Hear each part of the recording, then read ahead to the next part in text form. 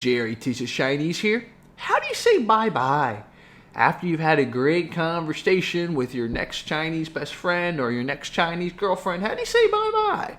Well, this is what you do. 再见再见再见 Next time we see. That's what 再见 literally means. Next time we see. You can also say 下次见下次见 You can also, if you don't know when you're going to see them, but you will see them eventually, 以后见以后见 If you're going to see them tomorrow, you can say 明天见明天 means tomorrow.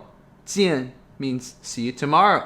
I'll give you one more sophisticated one. 后会有期后会有期 Okay guys, thank you so much. Jerry teaches Chinese.